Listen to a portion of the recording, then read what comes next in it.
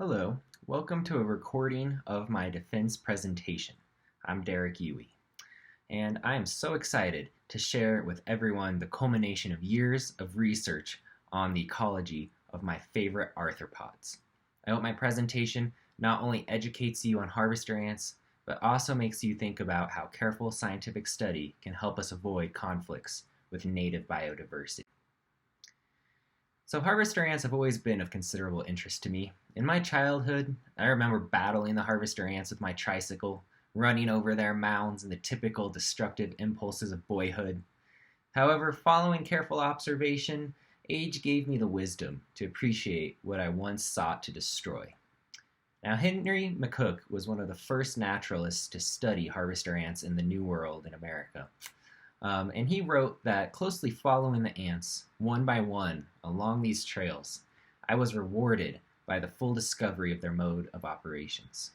I too discovered the rewards of studying ants during my PhD, and these ants have taught me a lot about the natural world. So my dissertation consists of 7 chapters, which I will summarize here. To begin, I'd like us to think about our relationships with biodiversity. So our views of species generally fall into 2 opposing categories.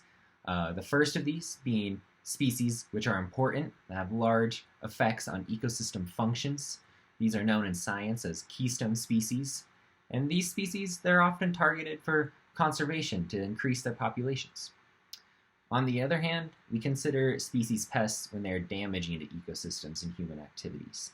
These species are targets for eradication. Generally, how we classify species as keystones or pests depends on our perceptions of their beneficial or detrimental roles in ecosystems. But we all know that human perceptions can be flawed. There are many cases where native keystone species are still considered pests and eradicated within their native ranges, and this has detrimental costs to ecosystems. Labeling a species both pest and keystone inevitably sets up human conflicts with native biodiversity. So limiting these types of conflicts is critical to conserving and restoring ecosystems. So in my chapter 2, I was interested in applying these ideas to harvester ants, which have been called both keystone and pests in the past. Here, I explored the many roles of harvester ants in ecosystems and human activities, doing a literature review of over 150 years of scientific and anecdotal literature to explore the support or lack thereof of pest and keystone statuses. So let me first define what harvester ants are. These ants are named for their gathering and consumption of seeds, and there are many species in several genera worldwide. In the southwest United States, Pogono myrmex is the most common, and that's what I'm going to be focusing on in my dissertation. Harvester ants have many important ecological effects, which also impact human activities on landscapes. And historically, these effects have been considered, have made us consider harvester ants pests. But most modern ecological evidence actually suggests that they're keystone species. So to begin with, I made a framework for my literature review so I could compare different keystone and pest roles of harvester ants. I focused on 4 ant behaviors: seed harvesting, nest building, stinging, and some of their trophic relationships, which are mainly predator-prey relationships. And so for each one of these roles, I looked in the literature and found support for either keystone roles, or for that behavior being either a keystone role or a pest role. I also looked at the level of support.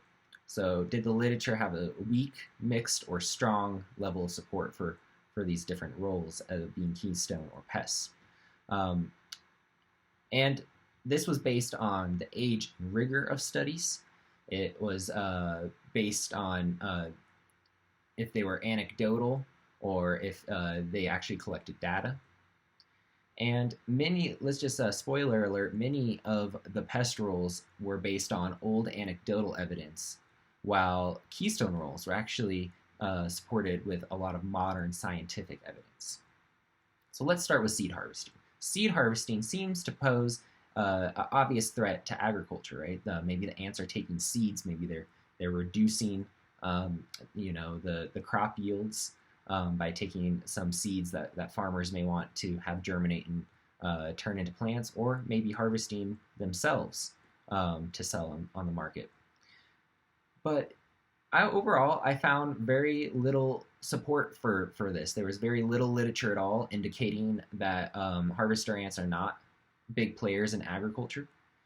As soon as there are big effects on agriculture, you'll see a lot of studies are published on those pests. There's a lot of studies published on, say, the Colorado potato beetle, but there's very few studies published on harvester ants taking seeds in agricultural settings. That alone shows that they probably aren't having a big impact. Now, I think that I hypothesize this is because they prefer seeds on the ground surface, so they're very rarely going up plants to harvest seeds off the plants.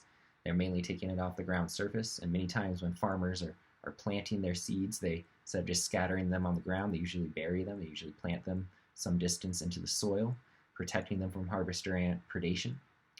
Also, they don't survive tilling very well. So these fields that are constantly tilled are destroying their nests. So populations of harvester ants are probably lower just in general in agricultural systems. So there isn't much support for that view in agriculture. But I did find that the harvester ants are potentially detrimental to broadcast seeding restoration. So broadcast seeding restoration, when you go out to a plot of land that you want to restore and you throw out native seeds to try and grow some native grasses or something, harvester ants may be taking some of those seeds because you're throwing them on the ground surface, and they may be some of the ones they like. And so I further explore this role in my chapter 4. So overall, I gave this pest role a rating of mixed support.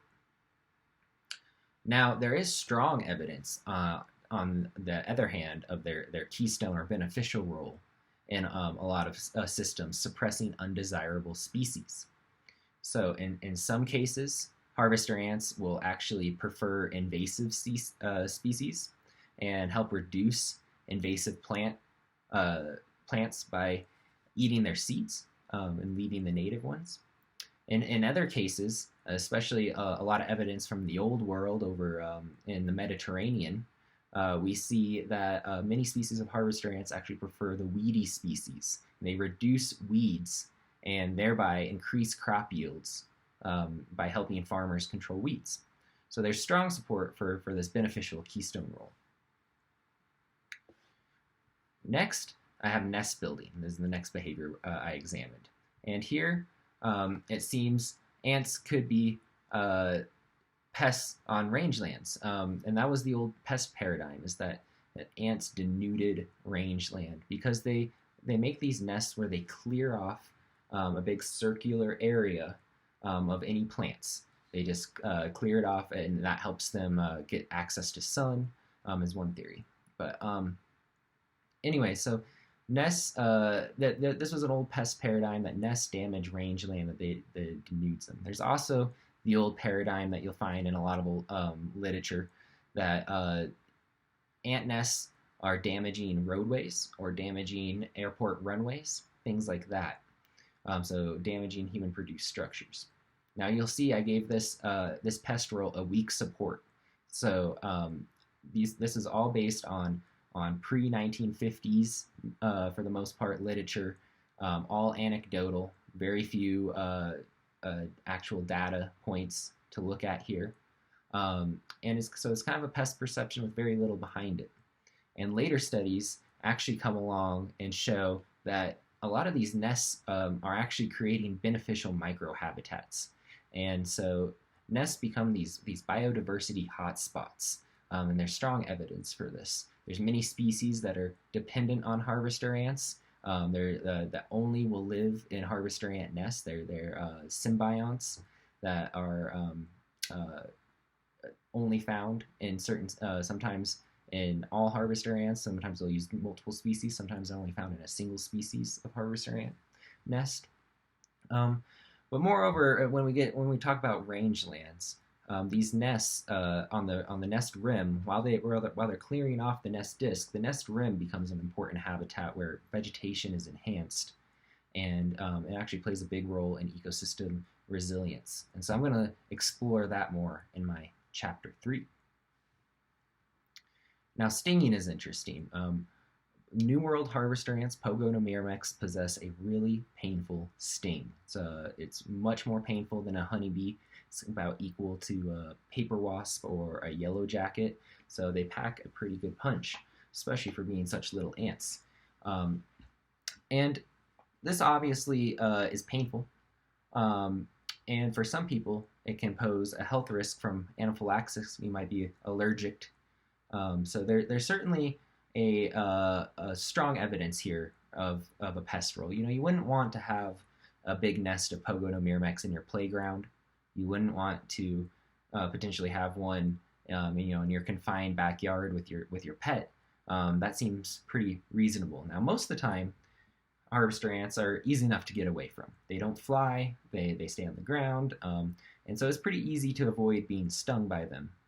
And the sting, while it's painful, it's gonna fade with time, and it usually doesn't leave any permanent damage or anything.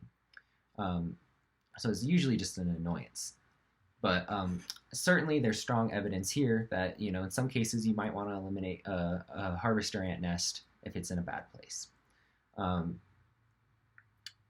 Also, interestingly, during my research, I came across previous papers describing the stinging used in some indigenous cultures here in the Southwest.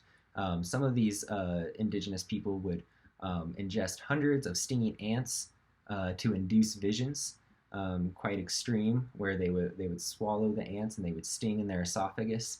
And this was a rite of passage for a lot of young males to go through. Ant stings were also used for a variety of medicinal treatments, for example, arthritis. And so there's some cultural uses here, and so in some ways we might consider these ants a cultural keystone species, but more work needs to be done to look into that. Now, finally, I looked at some of their trophic interactions here, like their predator-prey relationships. And these ants are important predators of other arthropods, including some crop pests, and are important food sources for many vertebrates, including several endangered and threatened horned lizard species, and even sage grouse like to eat harvester ants. All right, so the rest of my dissertation, I wanted to focus on the remaining questions on some of these pest roles. So I already mentioned that in my chapter 3, I examined those beneficial nest rim habitats in more detail. I wanted to know, are ants beneficial on rangelands in northern Arizona? And which plant species are specifically using the ant nest rims? In my chapter 4, I examined seed harvesting effects on restoration. And I asked, do ants prefer native or exotic seeds? And I also asked, are there native seeds that the ants do not harvest which can be used by restoration to avoid their being eaten by the ants? Now, in my chapters 5 and 6, I was interested in this disturbance nest density relationship. So a lot of people start to view ants or other creatures as pests only when they're at very high densities. And part of this, at least with harvester ants, is that they get there's been this perception, in the literature for a long time, that harvester ants reach their highest densities in a degraded habitat. So things like grazing and fire might increase harvester ant nest densities, and so therefore people associate harvester ants with degraded habitat, which kind of influences their pest perceptions. So I was interested if these things were actually true. So let me now talk about my chapter 3, harvester ant nest rims increase vegetation cover under grazing and drought, facilitating both native and exotic plants. And here you can see a great picture of a harvester ant nest disc cleared of vegetation. This is a western harvester ant, so it also has the mound on top of it. And then on the nest rim here, you see that nice increased growth. There's quite green there on the rim, right? And so the plants are really enjoying the edge of this nest. And part of that is because the ants are sequestering nutrients. They're bringing back all sorts of nice, good nitrogen and phosphorus. And so ant nest soil is higher than in all these things than background soil. Also, these plants don't have competition on the nest side, right? So all the water that falls on that piece of ground, they can access.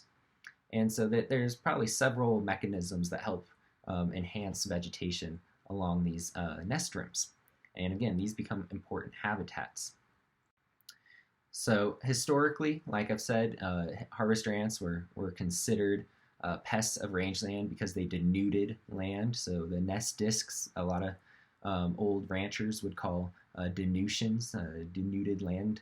But later studies would come on, especially in the 1960s. The first ones came out in the 1960s, showing that these plants that thrived on the nest rim from the enhanced nutrients and things, that they're actually, that growth is actually making up for the nest clearing. So you're not really losing any forage or plant cover. It's made up for in the nest rim habitat.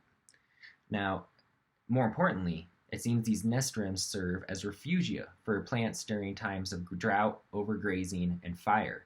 And so these are actually, plants are able to persist there better through these disturbances, through these stressful times. And these actually become the points of recovery following the disturbance. So they're enhancing ecosystem resilience. And they're really important, seem to be really important for rangeland habitats, therefore. So that enhancement is beneficial, right? Is seen as beneficial. So in this chapter, my hypothesis was ant nests serve as refugia for plants here in northern Arizona. And more specifically, I was interested in what plants were doing this and whether those plants were native or invasive. And I hypothesized that would depend on cattle grazing because cattle often facilitate invasive species. So here I had 4 wonderful sites that I got to travel to. Don't worry, that's a time lapse. I didn't actually drive that fast. But I was able to look across northern Arizona at several different rangeland habitats representing a range of elevations and so different climates and different plant communities. And I chose these 4 places because they each had treatments where there was an excluded area, an area that was fenced off to grazing, and this was typically surrounded by a grazed area. And a lot of these were pretty heavily grazed. And so at each one of these sites, I would mark nests inside the fenced area and match them to nests outside in the grazed area. And then I would measure vegetation associated with the nests inside and outside the exclosure. This gives you an idea of what one of my sites looks like. Uhey National Monument there on the right-hand side versus Babbitt Ranches on the left-hand side. And Uhey National Monument has been fenced from grazing since the 1980s. So the vegetation is much more dense, as you can see. And we can even zoom out here, go a little higher with the drone, and see it's quite the stunning landscape pattern out there. And so these treatments were quite dramatic sometimes. Okay, and so what I would do is I would measure vegetation using a camera setup. And so I went through several iterations of these. My first camera setup was this goofy PVC setup there that you see my undergrads trying to get over some bull thistle. Very difficult to move around, took a couple people. But the object was getting the camera 2 meters above, looking straight down at a 1 meter plot. And then I would take pictures and measure the vegetation. Later on, I figured out a better setup, improved with this old broken drone velcroed to a wooden pole. A little easier to move around, definitely a lot better. But sometimes you do ecology with some funny methods. And so this is what it would kind of look like when I was measuring the vegetation, right? So we would take pictures and move this thing around and get a lot of data this way. And so this is a setup that I was using. So we would take a picture of the ant nest, a 1 meter plot on the ant nest, and then to represent the nest rim, we would place the plot on the first meter of vegetation that occurred on the nest rim. So ant nests do vary in size. The clear disc, it could be less than a meter. It could be up to, I found one up to 8 meters in diameter. They can be huge. So regardless of how big it was, we would place that first meter plot on with the edge on the first bit of vegetation on the rim. So that first meter plot is representing the nest rim vegetation. Then we would go 3 meters, 5 meters, and 10 meters in either direction to get measurements of background vegetation. So what these would look like is, of course, the ant nest. We always expected them to be basically bare, right? Because the ants are clearing them off. That first meter of vegetation would often look something like this, with more enhanced vegetation, and the 3 meter plot, the 5 meter plot, 10 meter plot, again, are representing our background vegetation, community, and cover. So I would take these pictures into a program called Sample Point, and I would classify 64 points in that 1 meter plot by categories, vegetation species when I could, and so I would usually be able to identify the dominant vegetation species at each plot this way. And we would get estimates of vegetation cover from this, and by species, and by functional group, things like grasses and exotics. All right, so to analyze my data, I used a general linear model, a general linear mixed model, excuse me, with a negative binomial distribution with nest as a random effect. Now, this simply is just looking at plant cover as a result of my treatment, so excluded versus grazed, plus the distance, those different plots, those different vegetation plots. And so here is a way to visualize this. We have average plant cover on the y-axis, and we have our different plots on the x-axis, and we have excluded in blue and grazed in orange. Now, of course, this is the expected nest effect. There'd be lower amount of plant cover on the nest. This is the expected grazing effect, right? You would expect that all the orange bars would be less than the blue bars. And then if ants are increasing vegetation on their nest rims, this is what it might look like. You would see that the blue bar at the 1 meter plot has more plant cover than the background vegetation plots of 3, 5, and 10 meters, and same with in the grazing treatment. And I could build separate models to test different kinds of vegetation. I looked at grass, I looked at exotic cover, and then individual plant species. So this was all going good, and this was my plan back in 2019 when I started measuring my plots. But climate change came to the table and added another variable. And so we had, right when I started measuring, was the start of one of the most prolonged, worst 2-year drought periods in Arizona's history.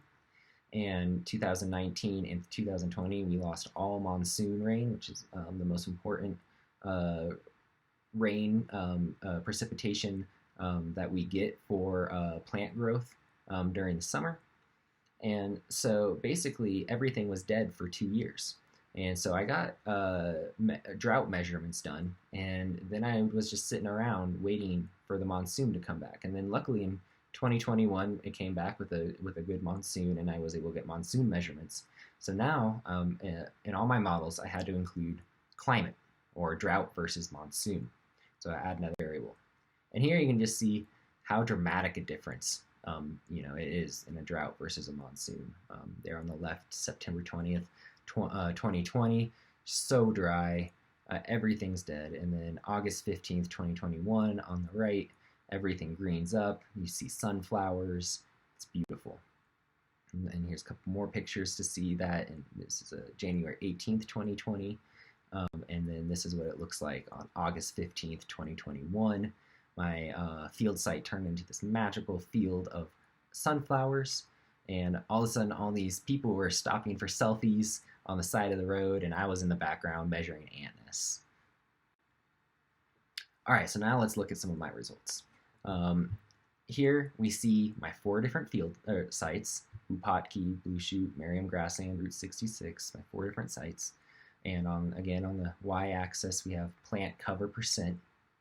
And this is what it looked like in the grazed treatments during the drought. So grazed is going to be diagonal lines, and drought is that orange color. And then here's what the excluded side looks like. So excluded is a solid color. It's excluded during the drought. And then this is what the monsoon looks like in green. And so let me walk you through each one of these. Drought, of course, reduced vegetation.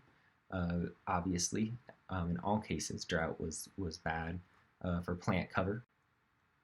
Grazing reduced vegetation at 2 out of the 4 sites. So my 2 lowest elevation sites actually had less vegetation and grazing. But most importantly, for my study, vegetation was highest on nest rims at 3 out of the 4 sites. So here you can see with the red arrows, the nest rim is always the highest at these sites. I think it would have been, you can see a Blue Chute, the one site that didn't happen, it was kind of almost higher, and I think if I had had a higher sample size there, we might have seen that there too. Now, really important, this is happening despite grazing or drought. So it doesn't matter if this is grazed during the drought, no matter the disturbance, these ant nest rims are providing refugia for plants. Okay, so what plants? What plants are using these? I found native plants on nest rims, things like Bouteloua gracilis, blue grama, very important species for restoration and ecosystems up here. It's very common, and it was growing. It had enhanced growth along nest rims. Also sunflowers. So I saw the big, beautiful sunflowers loved the nest rim habitat. So important native species, important for forage on rangelands, great beneficial plants to have promoted by ants. But it wasn't all good news. Unfortunately, some invasive plants were also more prevalent on nest rims. Bull thistle was a particularly dramatic one because it grows 4 or 5 feet tall, and it'd be in these perfect rings around my nest. So at this site up here in Flagstaff, my Route 66 site, it's quite dramatic. You see these perfect rings of bull thistle growing around ant nests. And so that's not great because cattle won't eat bull thistle. Sheep will, but cattle won't. And so they're promoting this invasive species. Now, I will say that we also found these in the background vegetation, so it's not like they were only found on nest rims, but they were found in increased cover and number on nest rims. Yeah, so down at lower elevations, we would see invasive plants like tumbleweed on the nest rims, and a nasty prickly invasive plant. And then at some sites, we saw the invasive plant of purslane. Purslane is less nasty than bull thistle and tumbleweed. You can actually eat it. Cows like to eat it, and so it's beneficial in some contexts. It's good salad green, but it's still not native, so still maybe not great. And so the conclusions of this chapter are that nest rims are valuable refugia for vegetation in times of drought and grazing, but these plant species might be native or invasive. I want to emphasize that it did not depend on grazing, and that these it really what thrived on the nest rim reflected general species that were kind of already present in the background. So really it wasn't like the invasive species were only found on the nest rims. They were still in the background, and so you could kind of see ants as a symptom, not cause, of whatever is happening at the site. All right, so moving on to my chapter 4. Western harvester ants vary in their preference for native grass seeds but reject exotics. Implications for broadcast seed restoration. So harvester ants, as I said before, are efficient predators of seeds on the ground's surface. They may prefer native plants over invasive plants in some cases. Of course, the opposite has also been shown, so it really depends on the system you're looking at, but that can have big impacts on the plants in the plant community. And when they prefer native over invasive plants, that may impact broadcast seeding restoration. So my study objective was to test ant preference for a range of seeds commonly used in broadcast seeding in our area.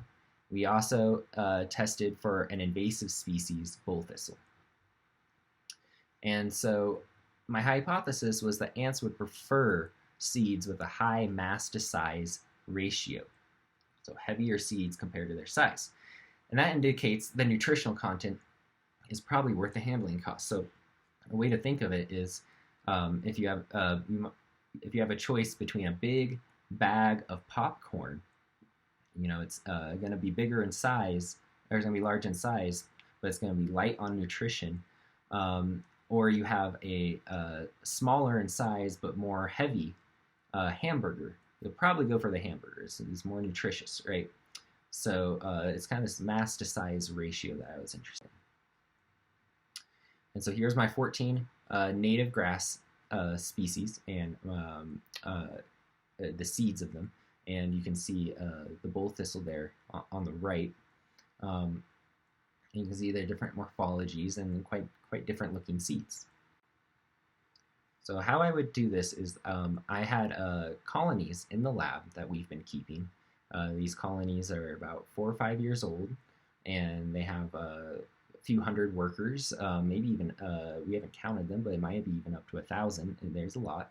And so they're pretty healthy, happy colonies. And we would count out the seeds and offer them 30 seeds of each plant species for lab colonies to choose from.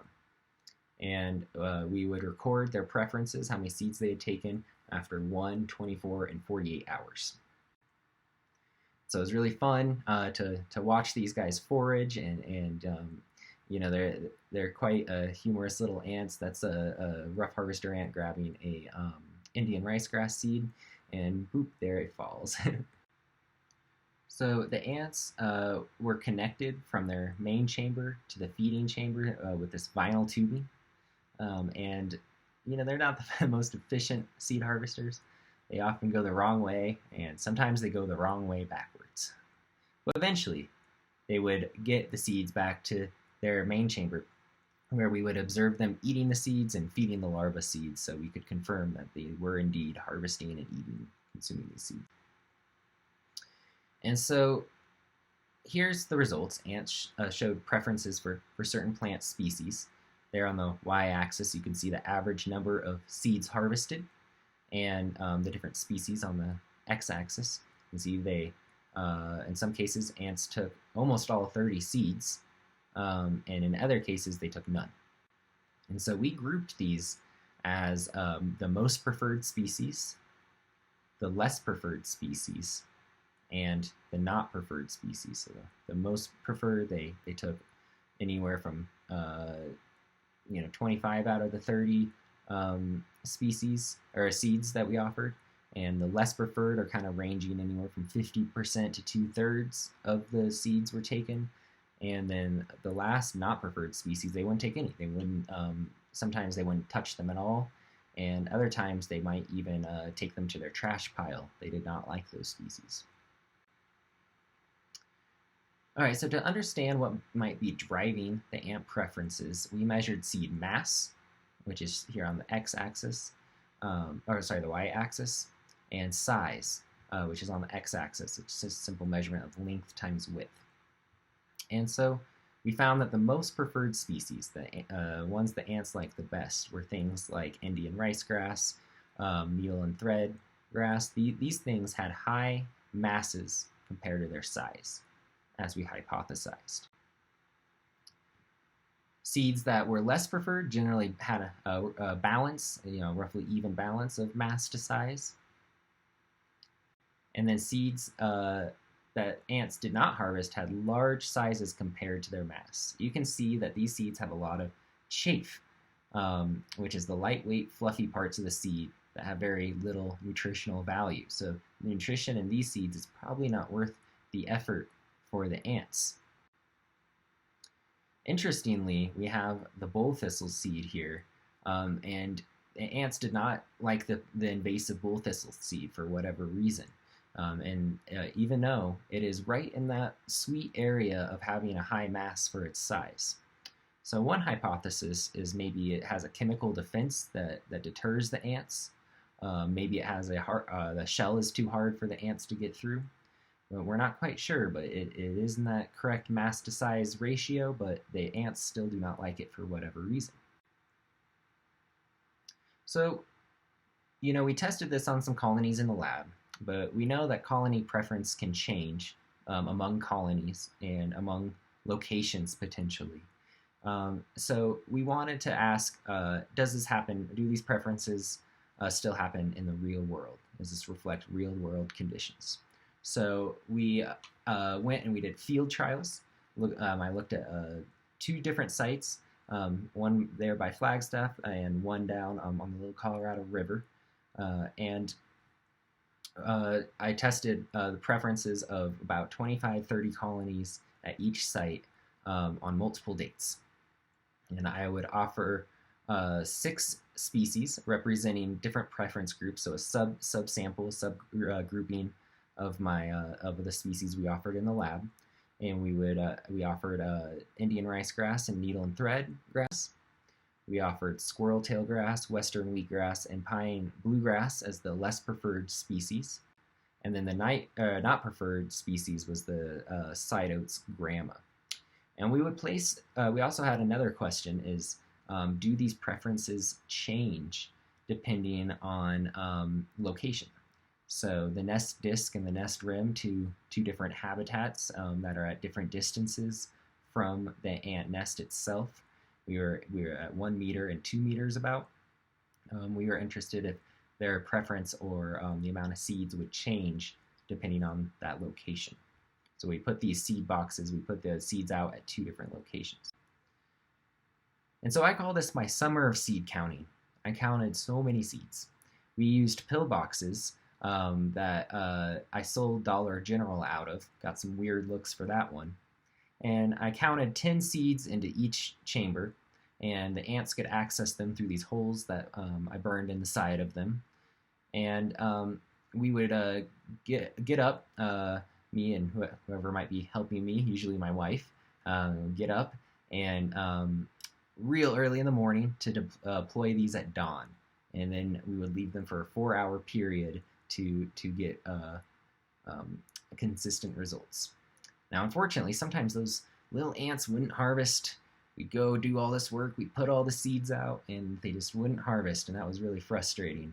But eventually, I got 3 good trials at each site, so 6 good trials in total after last summer. And so again, so interesting watching the ants' behavior. They're not always very great. She's trying so hard to get that seed out of there, and you think she's gonna get it. You think she's about there. Oh, no, she's still struggling.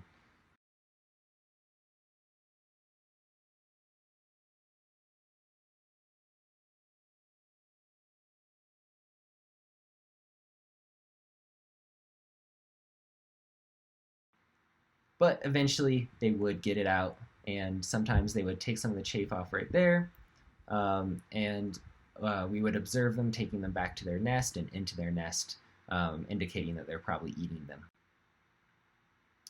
And so here's the preference results from the field. Ant preferences were the same, is the big finding here.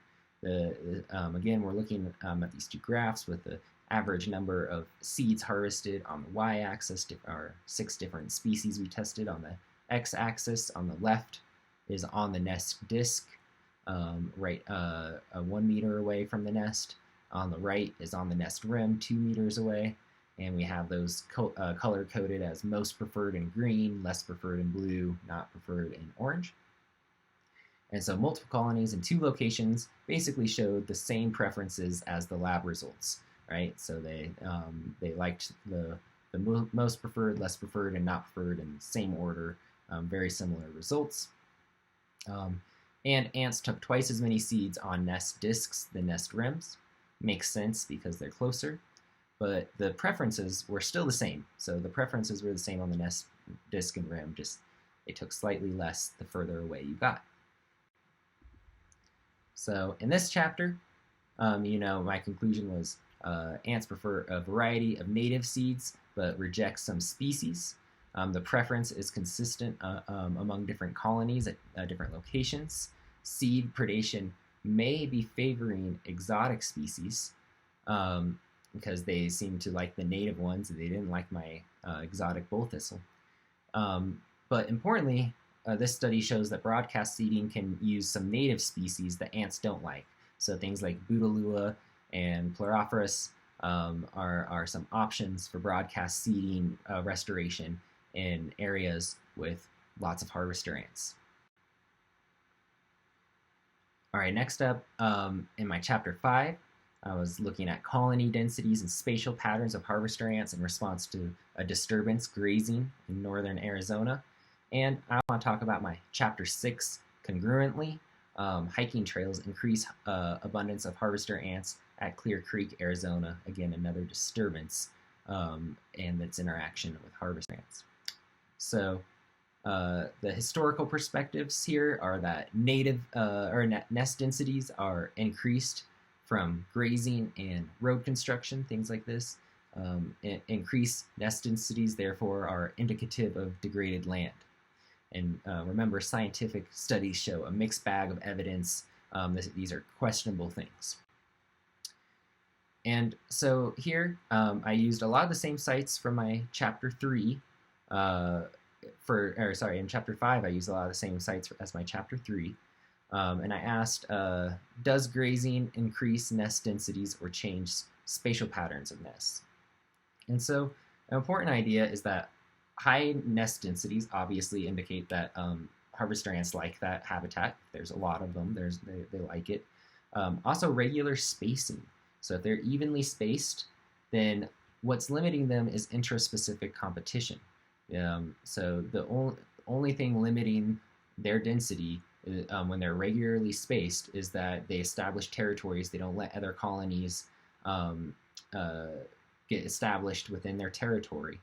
And so regular spacing, high densities, that's indicative of preferred ant habitats. And so, again, examining a lot of the same sites as chapter 3, but I added on two new sites. And I'm looking at 2 different ant species here, the western and the rough harvester ant. Now, my chapter 6, I looked at, do hiking trails increase nest densities? And we examined a hiking trail at Clear Creek, Arizona, and looked at 2 ant species, the red and desert harvester ants. Okay, so here's my chapter 5 results, and you can see here in these figures my 5 different sites, and the black dots represent the locations of the ant nests, and we have the excluded fenced side in a solid line, and the grazed side in a dotted line. So I found ant nest densities actually slightly lower in grazed areas. So opposite of what previous studies and that pest paradigm would predict, right? There's big differences between the western and the rough harvester ant nests. The western had much higher nest densities and larger nests than the rough harvester ant did. But importantly, the most preferred habitat, the only time I found significant regular spacing in the site and treatment with the highest nest density was the excluded side of the Route 66 site up here in Flagstaff, which has an extremely high nest density and regular spacing. So that must be a great habitat if you're a harvester ant. All the rest of these had random spacing and lower densities, and that kind of indicates there's other factors limiting harvester ant populations at those sites other than interspecific competition. And so grazing does not seem to be this great thing here for harvester ants because their most preferred habitat is an excluded treatment. Now in my chapter 6, looking at the hiking trails, I found 2 to 3 times more Pogonomyrmex barbatus nests along the hiking trail than on transects that were about 20-30 meters parallel. So these ants are really liking the hiking trail. Here you can see the desert harvester ant. It wasn't significant, but there still were more nests on the hiking trail. So maybe if we had a bigger sample size, maybe it would be. So anyways, these ants are really liking the hiking trail and nesting along it a lot more than they are in the background habitat. One potential reason we looked at was the trail decreased canopy cover of shrubs and trees about 3-fold. So as you're making the trail, of course, and maintaining it, you're cutting back brush. And harvester ants tend to prefer to nest in the open. So this makes sense. So the conclusions from these chapters are that grazing, we had the marginally less nests in grazed areas, and the only preferred habitat with regular spacing was where grazing was excluded. So grazing may be bad for harvester ants in northern Arizona, opposed to other studies showing the opposite. In chapter 6, we see that hiking trails did increase nests along the hiking trail. And of course, that might affect recreation. These are stinging insects, after all. I can avoid them easy enough, but maybe not everyone can. And so, this might be something for management to think about. Maybe at least put a warning sign. Hey, there's a lot of harvester ants, and there's a risk of being stung if you're walking along the trail. And you need to keep your feet moving. All right, getting to my conclusion of my dissertation. In general, I found that the keystone roles of harvester ants are well supported compared to their pest roles. Harvester ants overall are largely beneficial, and their few detrimental effects seem to be easily managed. So in my chapter 3, nestoriums facilitate native and exotic plants. The exotic plants or the native plants, they both, like I said, I think this can be viewed as likely a symptom, not cause of plant invasion. These plants were, whatever was the most dominant plant on the landscape was being enhanced along the nest rims. So it's a symptom, not a cause of plant invasion. My chapter 4, while ants are taking the native seeds that many of the native seeds that broadcast seeding likes to use, there are great options for broadcast seeding to use species in the genera Bouteloua and Pleurophoras, the things that are still great for restoration and can be used in cases where you want to avoid loss to harvester ant predation.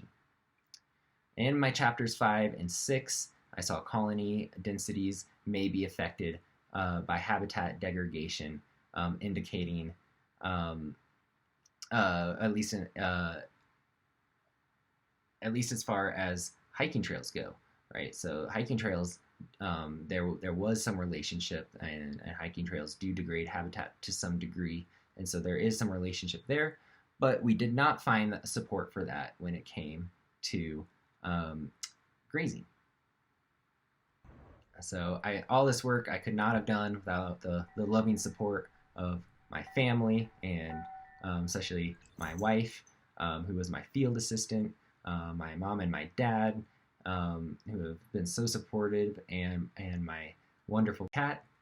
And a special thank you to my advisor, Rich, who's just been so supportive of my whole graduate career, and his family, Karen, Brian, and Evan.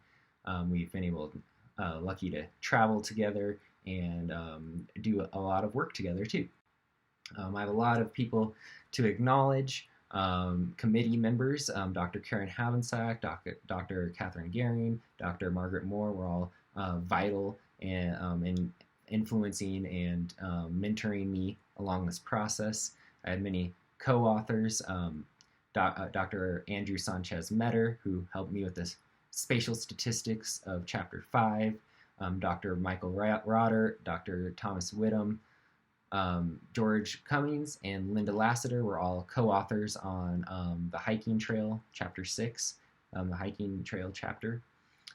Hannah Riskus, Andrew Ballard, Michaela Aguilar, Rebecca Hirsch, Gabe Becca, uh, Kyra, and Tatum were all great help and undergraduate help volunteers that helped me count seeds and helped me run seed trials. And so thank you so much, guys. I couldn't have done it without you. I have several mentors to thank during this process: Dr. Aaron Smith, Dr. Gary Alpert, and Dr. Amy Whipple were all very influential in helping this project get completed. And thank you to Josh and Charlie for donating our ant colonies to the lab, and of course, many more friends and family. And I want to thank the National Park Service and the Grand Canyon Trust for working with me during this process, along with Babbitt Ranches and Isaac's Ant Foundation, the BYU Red Center for providing some funding, the Northern Arizona University and the School of Forestry for housing our work and supporting me during my time as a graduate student, and the Southwestern Experimental Garden Array for providing sites for me to work at. So thank you so much, and hope you enjoyed my presentation.